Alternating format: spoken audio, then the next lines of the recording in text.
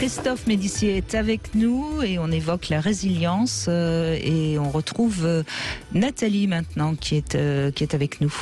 Bonjour Nathalie. Bonjour Christophe, bonjour Brigitte. Bonjour Nathalie. Voilà, moi oui, je pense que là, la résilience, c'est XXL pour moi. Ah bah écoutez, tant mieux, tant mieux. Qu'est-ce qui s'est passé pour que vous ayez eu besoin d'être résiliente ? Disons que quand je suis née, je suis déjà mal née. Je suis née avec une malformation. Et au mauvais moment, en fait.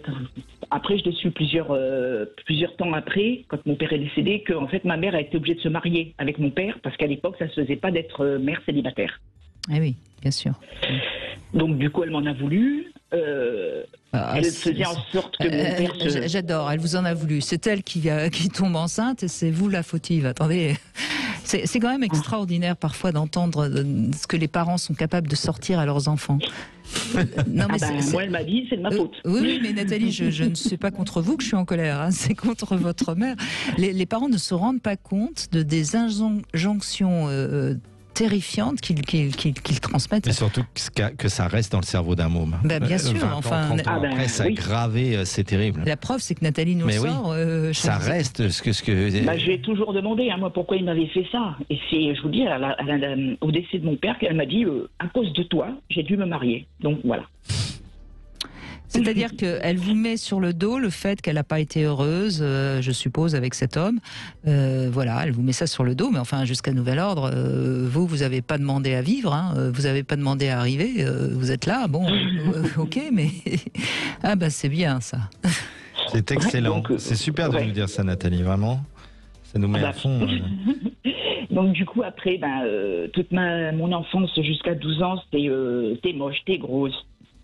Tu ressembles à la poussière qu'il y a dans la pelle. Plein de choses comme ça qui ont fait de moi... je n'avais pas de confiance en moi, j'étais agressif à l'extérieur. Nathalie, oui, vous avez subi la blessure de l'humiliation. Il est normal qu'avec ça répété pendant des années durant votre enfance, vous ayez du mal à avoir une estime de vous-même correcte, hein. Après, il a fallu... Bon, je me suis dit, ok, j'en prends plein la figure à la maison. Bon, je vais en donner plein la figure à l'extérieur. D'accord, ça a été votre manière de vous sauver, c'était de ressortir à autrui tout ce que vous entendiez. Oui, je cherchais la bagarre à n'importe qui. Fille, garçon, âgé, n'importe qui, je faisais n'importe quoi. Après, quand j'ai vu qu'il n'y a rien qui marchait, j'ai fait une tentative de suicide. Qui n'a pas marché, et à la deuxième, j'ai demandé à ne pas rentrer, à ce qu'on me mette à la poubelle, vu que c'est ce que j'étais, une poubelle, et du coup j'ai fini au foyer. D'accord. Mais pas d'excuses de leur part, hein, bien sûr. À quel âge vous entrez en foyer ? De 14 ans, j'avais 14 ans il me semble, oui. C'est peut-être aussi bien, hein, vu ce que vous nous racontez. Oui, de toute façon, je voulais pas rentrer. J'étais une moins que rien. D'abord, j'existais même pas. Mes frères et sœurs, parce que j'avais 2 frères et une sœur, eux, c'était les tops du top. Donc, après, non, vous voulez pas de moi, je rentre pas du coup. J'ai une question à vous poser, Nathalie, si je peux me permettre, vous voulez bien ? Je vous en prie. Voilà, et ça va me permettre d'introduire le 3e ou 4e facteur que je voulais voir, que j'avais préparé sur la résilience. Au long d'une vie, on sent votre enfance, car évidemment, avec des parents toxiques, et vous avez été mise en foyer avec tentative et tout, on rencontre des gens, et ça c'est un des facteurs. On a des rencontres hors la famille, vous voyez ? Quand Brigitte vous a dit, finalement c'était pas un moindre mal le foyer, vous voyez ce que je veux dire ? Et moi j'appelle ça des parrains ou des marraines de résilience. Ça peut être un instit, un éduc. Vous avez peut-être croisé une éduc là-bas, vous voyez, ou d'autres figures parentales. Est-ce que vous avez souvenir de parrains et marraines de résilience ? J'avais mes éducateurs qui m'écoutaient. J'avais eu aussi un éducateur dédié par le juge. Il m'avait mis un éducateur et lui m'écoutait, il me prenait pour une jeune de 14 ans qui avait envie, une adolescente de 14 ans sans me rabaisser. Mais mes parents l'ont pas écouté, quoi.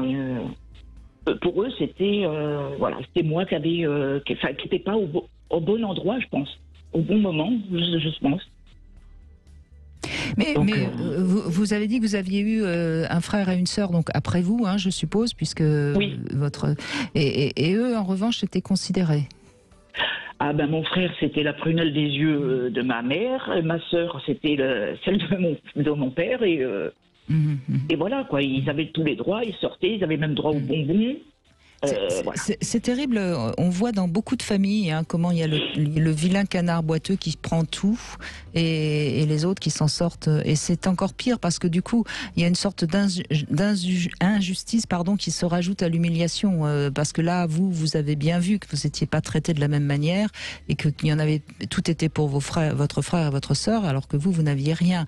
Et ça c'est peut-être encore... pire, je trouve, que l'humiliation. Il y a quelque chose comme ça où alors et là, je comprends mieux votre rébellion et votre agressivité vis-à-vis du monde extérieur, parce que comme vous le vivez dans votre bulle familiale, et vous avez certainement, alors je ne sais pas comment vous êtes aujourd'hui, mais vous avez certainement eu envie sur le plan sociétal toujours d'être du côté de la révolte. Hein. Une Louise Michel un peu. Oui, les injustices m'énervent profondément. Oui, c'est votre blessure. Il faut rétablir la justice et l'égalité coûte que coûte. Hein. Mais après, je me suis aperçue que quand ils n'étaient pas dans les parages, je pouvais être moi-même. Voilà, j'ai eu un petit ami. Bien sûr, on a couché ensemble, hein, mais je ne savais pas ce que c'était. J'y connaissais rien et je suis tombée enceinte du coup. Mais vous répétez, c'est ça qui est extraordinaire. Et du coup, non, mais le truc, c'est que vous aviez quel âge quand vous tombez enceinte? 16 ans. 16 ans, oui. Et vous avez pu vous l'avez gardé ou pas? Ben, le pire, c'est que je ne savais pas j'ai fait un déni de grossesse jusqu'à 6 mois. D'accord. Parce que ma mère avait peut-être vu les symptômes, enfin, je ne sais pas, et elle m'a demandé de rentrer. Elle était... c'est pas qu'elle était gentille, c'est qu'elle était moins violente. Ouais, voilà, elle était moins violente. Elle me captait pas. J'habitais chez elle, voilà. Entre-temps, elle a été malade, donc elle peut plus avoir d'enfant. Et je lui dis à ma mère, bon, je suis pas bien, j'aimerais bien voir le docteur. Et le docteur me dit, bon, ok, c'est dans 5 mois maintenant que tout va se passer. Donc là, après, ma mère a compris. Elle a été très gentille. Là, ouais, elle a été gentille. Et j'ai accouché et elle m'a chez dehors et a gardé le petit. Donc, elle m'a dit, si jamais tu veux le petit, trouve-toi un appartement et un travail. Entre-temps, j'étais dehors. Donc, j'avais pas compris ce que j'avais fait de mal. Et j'étais déboussolée, donc je buvais, je faisais vraiment n'importe quoi. Et je suis tombée sur un garçon pas très convenable qui, lui, m'a enfermée. Il voulait pas me laisser sortir. Il a fallu que je me sauve. Mais seulement, j'étais enceinte aussi. Vous étiez à nouveau enceinte, donc? Oui, tout à fait. J'ai vécu dans la rue, presque 7 mois. Et quand elle m'a croisée par hasard, elle m'a dit de revenir. Et quand j'ai accouché, elle a fait la même. Elle m'a jetée dehors et elle a gardé les petits. Avec interdiction de s'approcher des enfants. Elle avait même dit à mes frères et sœurs de ne pas laisser approcher. Ce qui est terrible dans votre histoire, Nathalie, c'est qu'on voit que même malgré le foyer, malgré les éducateurs, vous aviez aucune notion de vos droits. Vous étiez totalement sous l'emprise d'une mère qui a abusé de vous, parce que c'est une chose terrible que de vous prendre vos enfants. Oui, non, j'étais déboussolée. D'abord, j'avais plus rien, plus d'identité, j'avais plus rien. J'avais pas de papier parce qu'elle avait tout pris. Non, mais votre témoignage, il faut vraiment que les gens qui nous écoutent comprennent. C'est que vous n'avez pas été éduqué, vous n'avez aucune notion de ce que c'est que les droits qu'on a. Vous étiez totalement, j'allais dire innocente, quoi, en quelque sorte. Oui, oui. Oui, Nathalie. Et maintenant, aujourd'hui? Non, j'ai le cerveau qui fonctionne très très bien. Bon, voilà. Donc vous avez raison, vous êtes une vraie résiliente. Une résiliente, vous êtes du bon côté. Oui, mais quelle morale vous tirerez de tout ça, justement, Nathalie? Quelle serait votre morale? Parce que c'est ça qui est important aussi quand on est résilient. Au début, je pensais que ça venait de moi, que j'avais un mauvais karma. Oui. Mhm. Et après, je me dis que les erreurs, les choses qui me sont arrivées m'ont rendu plus forte, et je peux venir en aide à ceux qui traversent oui, ce genre de choses. Oui. tout à fait, oui, tout à fait.